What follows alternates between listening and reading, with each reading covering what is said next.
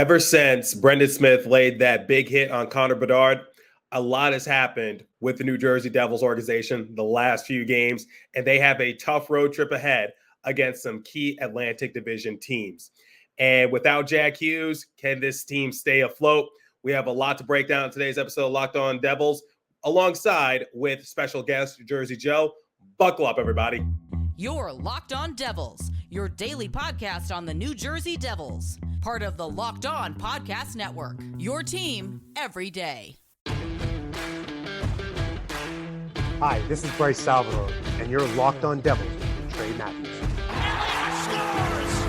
Oh, Steven stepped up, nailed it. Brodor's got the puck. What a shot. The Devils win the Stanley Cup. Alrighty now, what is up, New Jersey? Welcome back to the Locked On Devils podcast here on the Locked On Network. I'm your host, college hockey play-by-play announcer, Devils writer for Pucks and Pitchforks, and also part-time credential media member, Trey Matthews. First and foremost, before I introduce my guests, all of you on YouTube probably already know who it is because you're watching it. Where have I been the last few days? Well, I've unfortunately been under the weather. I'm still battling something for the time being. I'm not at 100%, but the show must go on. So joining me on today's episode is my buddy, Joseph Stanislaw. He is a contributor over at Pucks and Pitchforks, which is the site I work at. He's also not at 100%. So Jersey Joe, we're both shorthanded. I'm at 50%. You're at 50%. But if my math serves me well, 50 plus 50 equals 100. So let's try to wing it the best we can. Yeah, I mean, so is the team's not full strength, but they've got a really good farm system so far. And I will say this, early in the season was pretty much the worst of the worst. And if they're still in it, which Monty Puck says, 86.3% chance of making the playoffs. Really? Because the Athletic and their standings, they have the Devils below 50%. Now, for the sake of clarity, it's at 49, but still, it's just like, it seems like the Athletic seems to have a different perspective compared to Money Puck, because does Money Puck still have the Devils as the favorites to win the Stanley Cup? Actually, now that you brought that up, it's actually Vancouver, Colorado, Florida, Carolina, Dallas, and then New Jersey. Well, the Athletic has, I believe, the Winnipeg Jets as their favorites to win the Stanley Cup, which I don't think is going to happen. But I've been shocked before. And this is not a Jets podcast, so much for that thought. Well, anyway, the Devils have been dealing with a lot of injuries, and courtesy of our buddy Gianni, New Jersey Devil, he put this out on the X app. So these are a list of players that have dealt with injury during the course of the season. These are players that are not currently out, but these are players that have missed at least one game this season due to injury. So the first one on the list, Nico Hischier. Remember, he took a dirty cross-check to the head against the Buffalo Sabres a couple months back. He was sidelined for a few weeks due to a concussion. Hughes, he's still out with his arm injury. Elliot Freeman said that he believes that Jack will avoid surgery. However, Lindy Ruff does anticipate for Jack to be week to week and not miss months. So if that's any positive news for Devils Discourse, there's what we got. And for anyone who's on social media and you're telling me like that's nothing, or that's nothing that we already know, or I'm sorry, but hockey injuries are very vague. They don't release details about it. I wish I could tell you more, but the reality of it is it's week to week for a time being. But just to be more positive, the last two times that Jack has missed week to week, the first time he missed 4 games. The second time he missed 5 games. So Jack is a quick healer. We'll see what happens. So Jack Hughes dealing with his arm injury. Siegenthaler, he's going to be missing some significant time. Broken foot that he sustained in the game against the Vancouver Canucks. Tomas Nosek, foot surgery. Eric Haula, nagging injuries at the beginning of the year that have sidelined him from a couple games here and there. Dougie Hamilton, torn left pectoral muscle. He'll be out for most likely the season. Timo Meier, lower and middle body injuries. I think Timo is set to return soon, according to Lindy Ruff. We'll see what happens. Andre Palat hurt in practice. He wasn't at the Devils' more recent practice. Colin Miller, upper body. Curtis Lazar, lower body. Nico Dawes, before he started up in Utica this season, remember he had hip surgery that he had to recover from. So just a list of injuries that the Devils have been dealing with. And people wonder why the Devils aren't as successful this season as they were last year. Well, first and foremost, it's hard to top off a historical season because teams are more prepared for the Devils. And second off, the Devils were just a healthy team last year. Like Jack Hughes didn't really miss any time all that much. Nico Hischier, he only missed one game. Jesper Bratt, I don't think he missed any games. Dougie Hamilton, he was rather healthy. The Devils didn't really deal with much injuries last year, but this year it's hard for them to be cohesive because it seems like whenever one player returns from injury, another player is sidelined. So I want to get your thoughts on the injury situation for the Devils so far. Like, where do they go from here? Well, I'm looking at Daily Faceoff right now, so let's take a look at what they project with the first line on forward. It's Haula, Hischier, and Bratt. Okay, I like that. Then you have Toffoli, Mercer, and Bashan. I think instead of Bashan, you should have Holtz, but Bashan I could see a little bit because you want a little toughness. But then you go down to the third line, you have Holtz on the side of Michael McLeod on the third line, and Curtis Lazar. Lazar fits that third bottom six role. You need speed, crash, and snipe ability. So that's good. Shane Bowers, two-way player. He's not going to dazzle, but he's going to do all the dirty work. Good puck handler, distributor. Tierney, he's more of like defensive forward. And then Brendan Smith, the best player on that line besides Shane Bowers. Yeah, so I'm looking at Daily Faceoff right now. So on their first line for Devils, they got Eric Haula, Nico Hischier, Jesper Bratt. I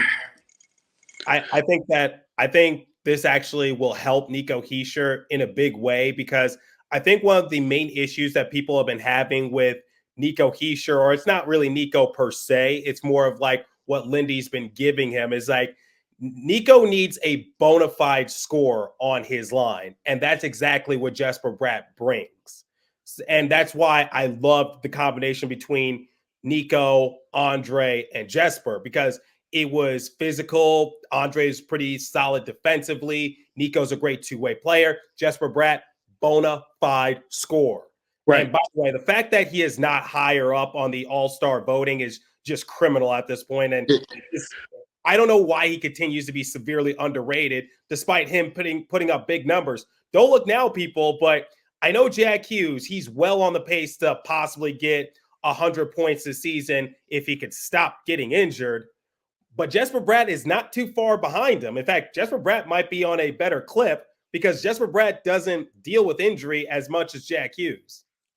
But when he's healthy, Bratt is the best winger we've had since Patrick Elias retired, if that makes any sense. I mean, guy could create assists, but he's more of a goal scorer now. And if he stays a long-term Devil, I wouldn't be surprised if he were to eclipse that. It's just something that I see in Bratt, but can he really pull it off? Can he be better than Kirk Muller?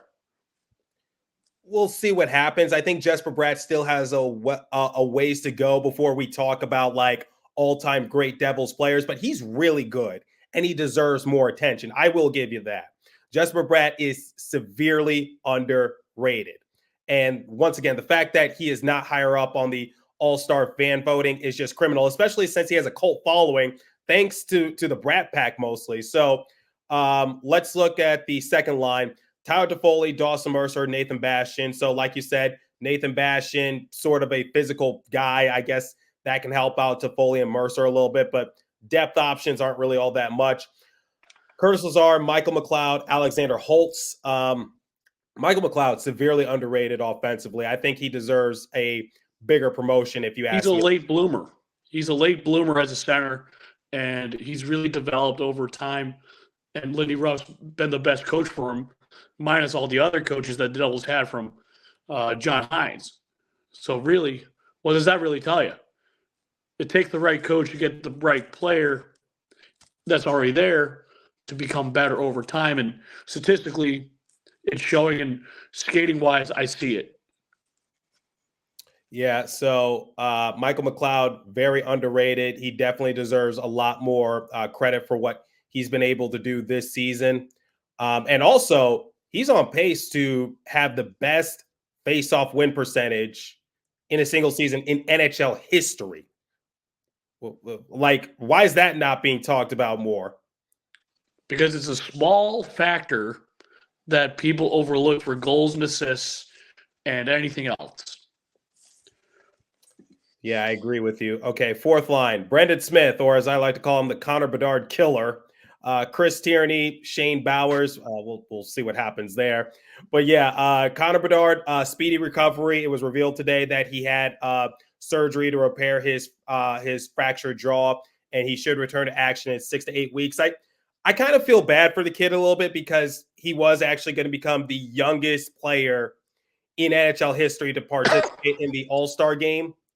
And now that he's injured, I don't think that record is going to stand because while he is technically an all-star, he didn't participate in it. And I said it in one of my more recent episodes. I think the all-star game, it carries more weight for someone like Bedard compared to someone like maybe Sidney Crosby, Alexander Ovechkin, Connor McDavid, who been there, done that. They've done their all-star games. They might not care about it as much. They probably just would rather have the titular title being named to the all-star team. But you know what I mean, right? It's like Jack was named all-star for the third time in his career, but does he really have to play? He could just say, Jesper, you got it. Exactly. So it's funny because when I was in the press box at the Prudential Center recently, I was actually talking to Jim Behringer, a buddy of yours, and also Christy Flannery. We were all just talking about this, saying like, do the players actually legitimately care about going to the All-Star game? Because I'm not sure if you saw the video of Oliver Bjorkstrand.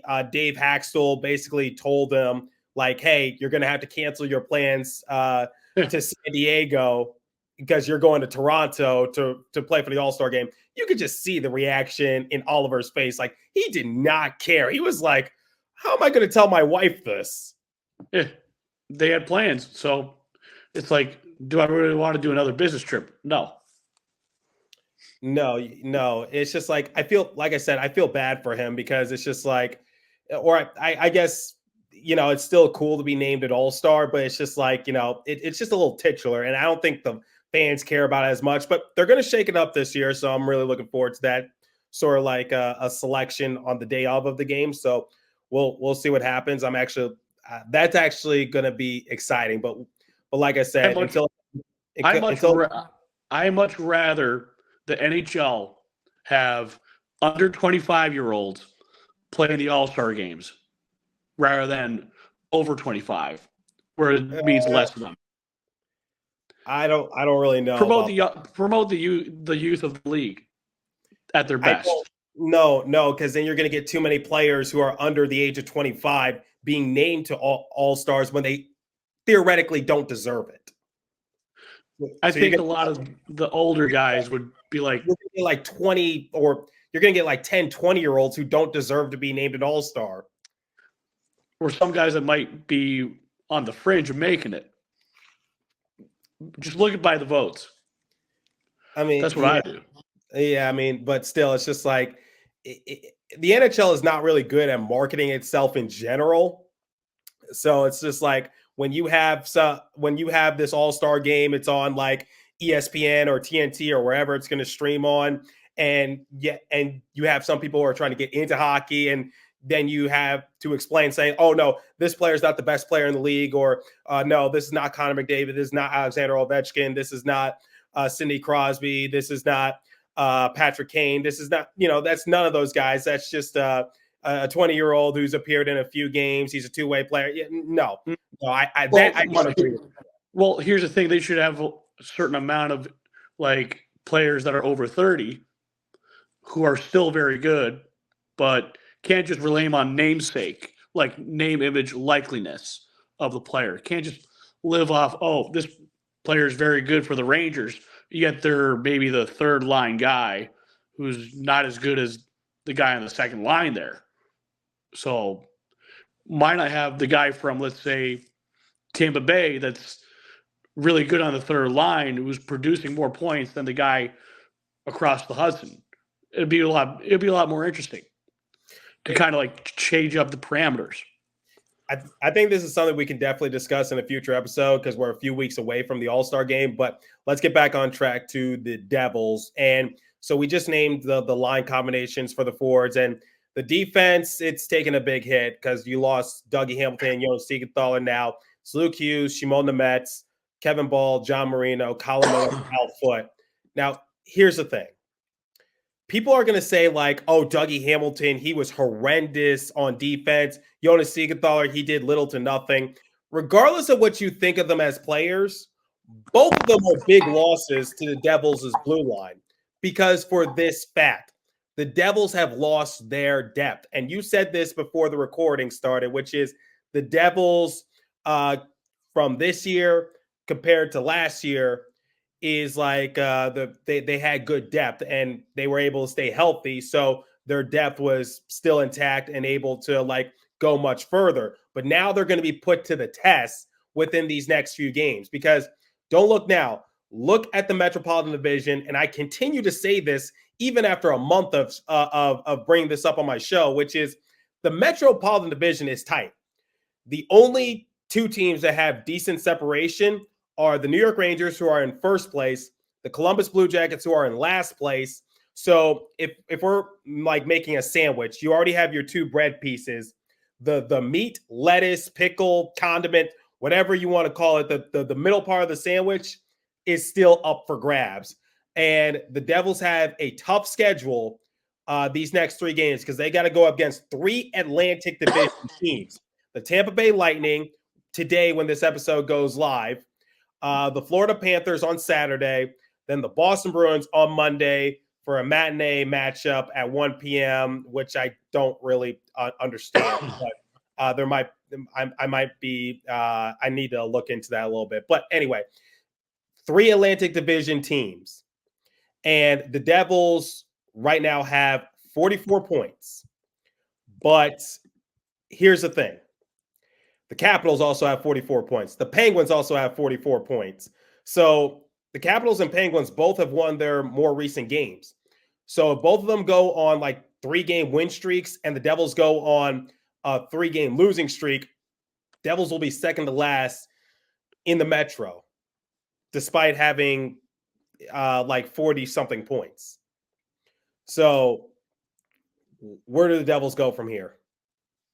I think they need to make a nice goalie trade. But for what? The goalie market is very thin. And you know teams are going to like exploit the Devils the best way they can because I think James Nichols reported this, which was like teams are asking for Michael McLeod. Now, obviously, the Devils are not going to trade away Michael McLeod. No way. That would be idiotic on their end. But teams are going to say, okay, we're not going to give you John Gibson if you're not going to give us Michael McLeod. Because I said this, the Anaheim Ducks, the Anaheim Ducks are going to play hardball for John Gibson. I'm not sure who I was talking to this about. I think it was Jim Behringer, which is the Ducks are very tough negotiators. So it's just like if the Devils want John Gibson, then they might have to give up Michael McLeod. But obviously, no way that trade circumstance goes down. Or would they have to give up Seamus Casey? I saw some fake trade package make its way on the X app, and it involved Seamus Casey and a NHL trade rumors.me. Okay, that was just that was chaotic. I don't believe in it. No, James, David Pagnotta and James Nichols both debunked those rumors, saying that that was completely false. I'm going to try to bring it up, but it was just like it made me spit out my drink, and I'm just like, wait, what? Why would they? Okay, so basically, this person put out on the XF saying TSN is reporting that the Devils have an offer in place to acquire defensive Christopher Tanev and goaltender Jacob Markstrom from the Calgary Flames in return for Seamus Casey, a first-round pick in the 2024 NHL entry draft, and a second in the 2025 NHL entry draft. David Pagnotta, the fourth period. So that's what that person said. But the thing is like, aren't people aware of the Timo Meier trade that took place last season? So that first-round pick, correct me if I'm wrong, that's a conditional first-round pick. I was just talking about that with the Pucks and Pitchforks private DM earlier. I saw one guy mention trading a Devils first-round pick to get Noah Hannafin. And I said, look, let me just click on this one. So as of February 26, 2023, there's a condition. Sharks will receive the 2023 first-round pick. And then conditions go, and it says, if 2024 first is top 10, New Jersey Devils have the option to instead transfer their 2025 first. So a trade for 2024 first round is currently off the table and reserved. Right. So it's not, it's way easier said than done when people say that or put that out there. So once again, David Pagnotta was what the person on the X app basically said that the report linked back to David Pagnotta of the fourth period. And he responded on social media by saying he has no such claim. So he debunked the rumors. Same with James Nichols. But anyway, people are going to play hardball for the Devils. I don't think Tom Fitzgerald is going to fleece his way to a goalie this time around. No. I mean, there's been a couple of trade proposals by Nick Villano and Pucks and Pitchforks, and I want to talk about those three. You and I can both agree to disagree on some of them. And the first one he brings up is Devils get Jacob Markstrom. Okay. And they give up the second round pick and Zahar Bardakov.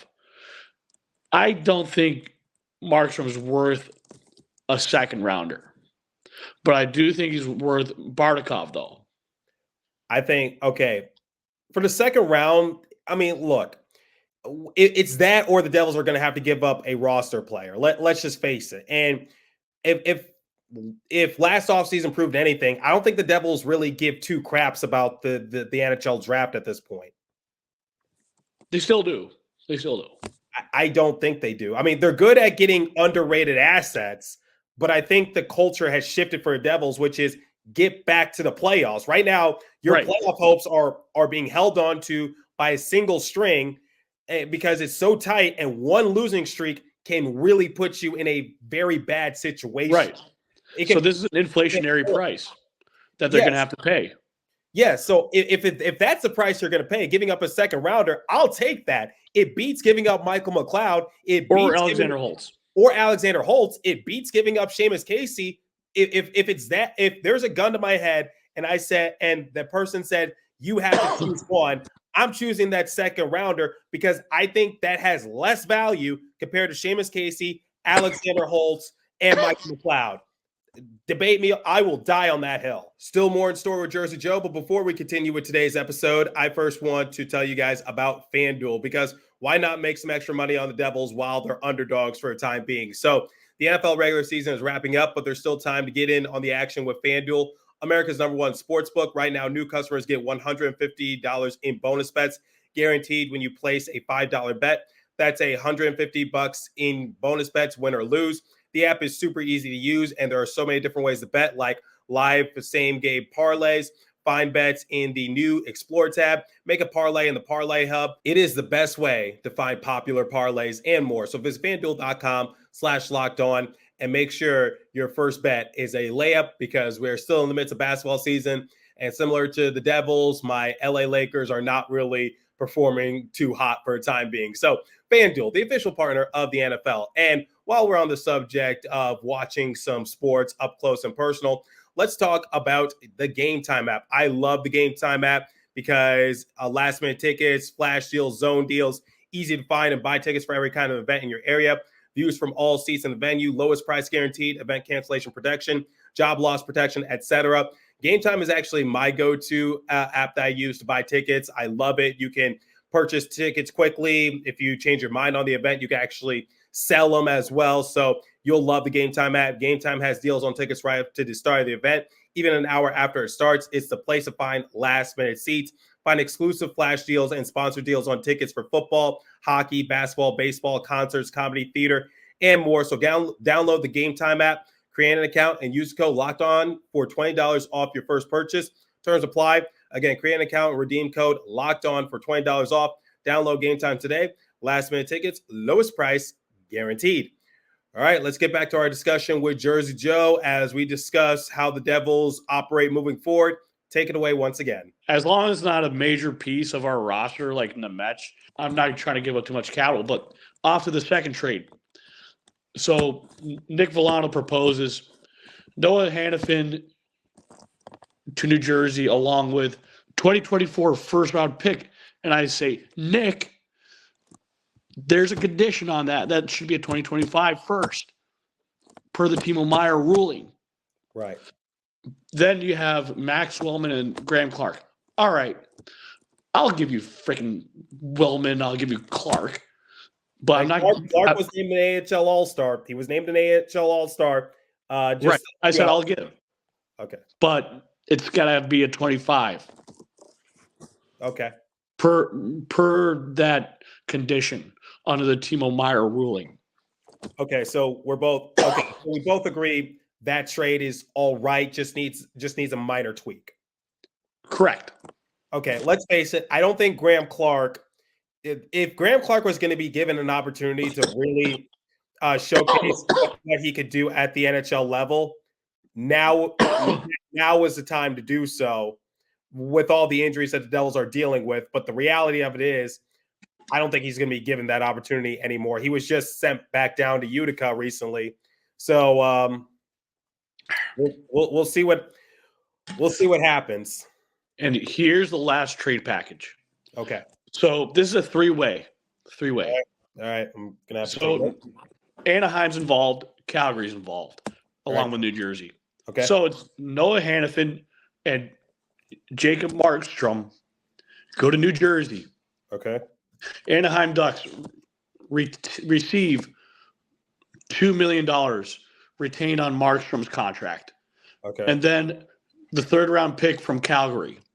Okay. In exchange to Calgary, Lenny Haminaho, Akira. This is where I come in. Okay. You are not giving up on Lenny Haminaho. The Finnish Toffoli is going to be a superstar. You're either giving up on him or you're giving up on Toffoli. And Toffoli may not be around if they can't afford his contract. Okay. That I will give you that. Okay. Is that it? Or is there another? So Lenny Haminaho was mentioned. Okay. Akira Schmid. I'm not ready to give up on Schmid. No. Yes, he's going through a rut this season, but I would fire Dave Rogalski first over anything. The goalie coach is terrible. Okay. Here's where I'll chime in. I'll say this.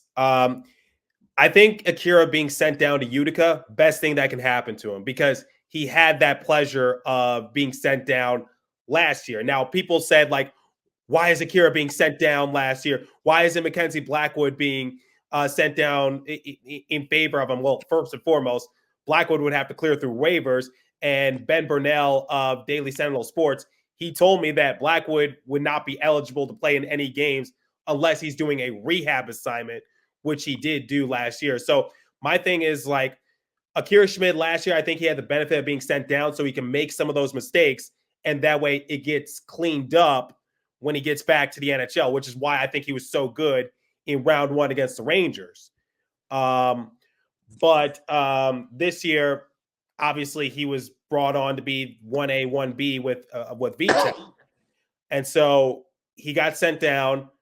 I think it's been a bit of a struggle for him in Utica, but I'm okay with him making mistakes in Utica as long as he cleans it up when he gets to the NHL back on the roster. But Nico Dawes is doing pretty well. But my thing is like bring up the goalie coach. we'll see about that. That's a discussion for another time. But yeah, I mean, if I had to get, I know contracts are involved, and I know when Nick does these, he's very meticulous about it. Yeah, so I guess in this case, I would say like, well, what about VTech? Can't you just give up VTech instead of Akira? But I guess in this case, the contract wouldn't work in this sort of aspect. But Yeah. And we're missing on Nathan Bastion and then to wrap it up, okay, the Calgary Flames would receive a 2024 third rounder and a 2025 second round pick. So if you remove Haminaho and Schmid, and I'm not sure about giving up Bastion, but you're gonna Bastion, I think you could sacrifice at this time. He could come back on waivers. Yeah, I mean, Nathan Bastion didn't work out for Seattle Kraken. They waived him, and one man's trash is another man's treasure. But I would substitute Haminaho for someone of.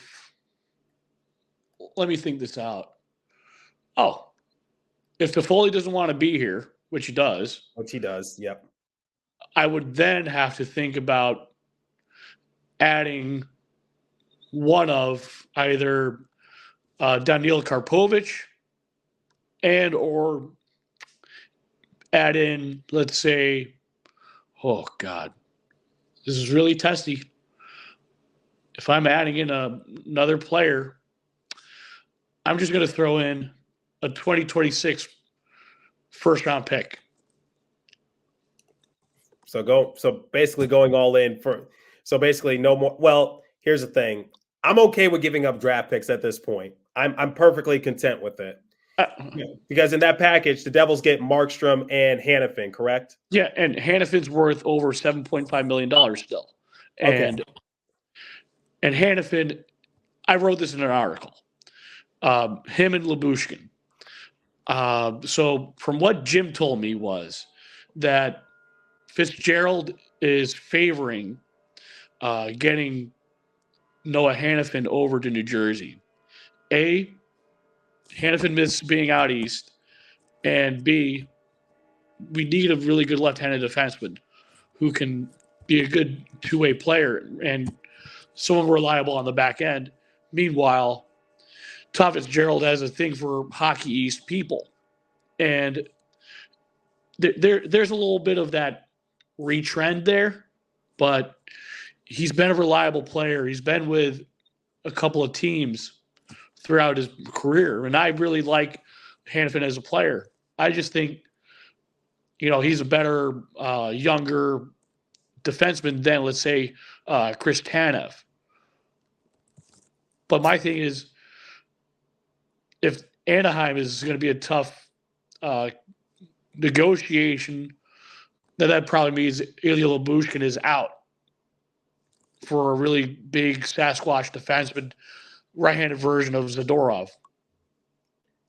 I mean, yeah, Anaheim will play hardball. There's no ands, ifs, or buts about it. So we'll see how that happens. But I think when it comes to hardball, it might just involve John Gibson. I don't really know. But basically, I've been talking with all sorts of Devils content creators while I was at the Prudential Center out east. And basically, we were having these discussions, which is, and I won't reveal names or association, but it was basically like, what do the Devils need? A goalie or a defenseman? Like, what do they need? And it's at this point, it's just a matter of like, it's just a matter of like, who can they get first? That's the thing. So I think in this case, getting a defenseman will be easier for them because the goalie market is so thin. Now, if somehow, some way, if Tom Fitzgerald is able to get Noah Hannafin and also Jacob Markstrom onto this roster, then A+ for Tom Fitzgerald. He found a way to at least help fix the Devils' issues a little bit. But if I'm being realistic, I think the suitable target for the Devils for what they can offer for a goalie, you might have to look at your divisional rival, the Columbus Blue Jackets for Elvis Merzlikins? I'll be honest, Elvis is a really good goalie. He does have a few antics here and there, but you know what? He is passionate. He is aggressive in net. It's not like he gives up fluky goals a lot, but he is definitely a more proven goalie than Vitek Vanacek. I mean, but not as wild as him. Not as wild, but at the same time, is Elvis really that much of an upgrade? Like, yeah, I don't think. You see, this is why I prefer getting things outside of the division. To me, he's not worth trading for. But at the same time, the Devils don't want to give up much for a goalie. They don't want to give up Michael McLeod. They probably don't want to give up a roster player, period. They probably don't want to give up a high-end prospect like Lenny Haminaho or Seamus Casey. So how can they get a cheap goalie? That's the only way. Wait, I'm sorry? It's probably the only way that they'll ever do somewhat good value trade. Right. So you probably just have to give up. I don't know what can you give up? The Blue Jackets for him. I don't think the Blue Jackets would go for that, but they probably want like someone who's maybe low risk but could be high reward. I don't know, and maybe a prospect that the Devils don't really care that much about. Maybe might be Jakub Malik. I don't think that low. I'm just throwing his name out there because he definitely has potential to come over. But I think Cole Brady would be a player that they would definitely be interested in. Ooh, I like Cole Brady though. I liked what he brought at development camp, quite honestly. Yeah, he was really good. But one of the things is, will his stuff from UMass be able to translate over to New Jersey, and will he be able to come up through the ranks and make it out? And you're looking at a couple of seasons. So my thing is, guys coming out of the NCAA D1 route, it's like jumping the AHL almost, but for most guys who are goalies, it's a little harder. I don't know. I feel like Cole Brady is someone that I was actually excited to potentially see play for the Devils, but obviously we'll see what happens. And by the way, Cole Brady, his previous school was Arizona State, so right. Forks up. He was a Sun Devil. Yeah. By the way, Joey Decord doing pretty well with Seattle Kraken. Just a hint out there for you, Jersey Joe. Well, I know he helped my fantasy team with a shutout during the Winter Classic. Joey Decord is rescuing the Seattle Kraken season. I'm just putting that out there. So you're questioning the D1 route to the NHL? Well, I'm not saying all of them. I'm saying most of them. Well, Joey Decord is the answer. Yeah, he's what they call an outlier. Okay, all right. He's an outlier. Okay, I would be surprised if Arthur Smith from Princeton University goes from a above average, slightly below average Princeton University team, gets picked by the New Jersey Devils as a drafted player or undrafted. And he's almost 20. So I think with the Devils, trying to look at the best available goalies, I think he would be a really good player. And not to just mention it, but he's one of the best African-American players in this draft. I really like, besides EJ Emery and Ethan Fredericks.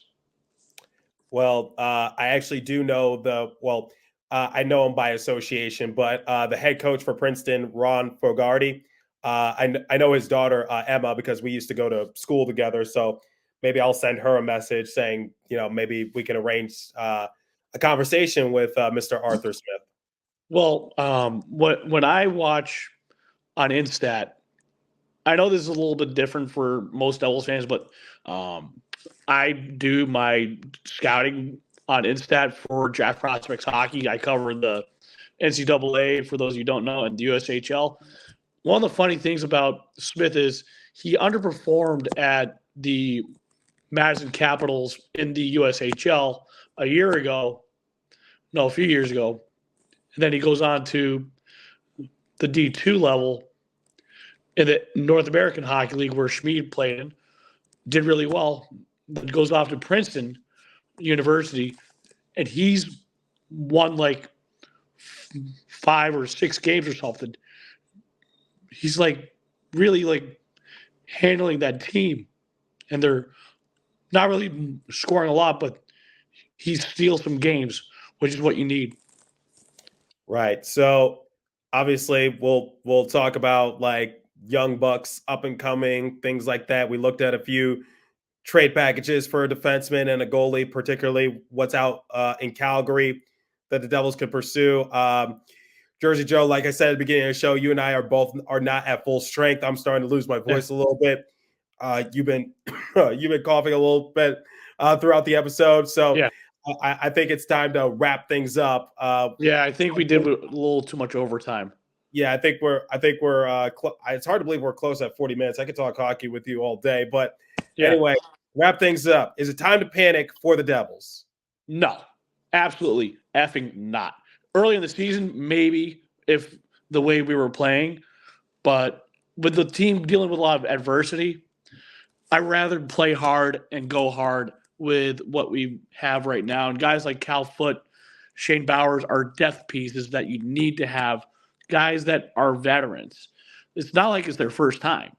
Yes, some of them are somewhat career AHLers, but they do have experience at this point, and you sign them for a reason in the offseason where you go, oh, I know that name. That guy's got some experience. And this is going to be the kind of experience that becomes valuable for the next couple of games. Well, I will say this. If the Devils, I'd say, lose their next 3, you might need to start to hit that panic button, and you need to make a move ASA now. Okay, because though it's going to be a tough uphill battle for the Devils. Most likely they'll be without Jack Hughes within those next 3 games. At least you still got Nico Hischier. He can hold down the fort, obviously. We'll see what happens, but it's getting close to that point, especially with how tight the Metro is, because you cannot afford small slip-ups here and there. All right, so Jersey Joe, where can my audience find you at? So most of the time you're going to find me between here on Twitter at JerseyJoe11_NJ. I'm also at Draft Prospects Hockey under Draft Pro.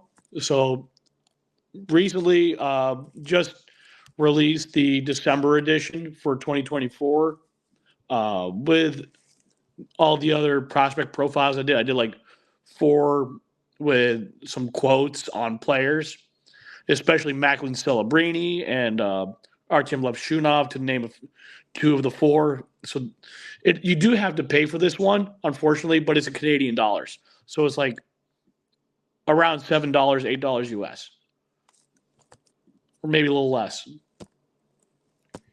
All right, so to close out every show like I do, continue to stay safe. Have a wonderful day, New Jersey. Go Devils. I'll catch you in the next episode. Jersey Joe, you might be back here sooner rather than later, as I'm still trying to recover from my sickness. You're recovering from your sickness. Stay safe, everybody. That I truly mean. Jersey Joe, thanks for hopping on once again. You're welcome, everyone, and stay loyal and enjoy the rest of this season.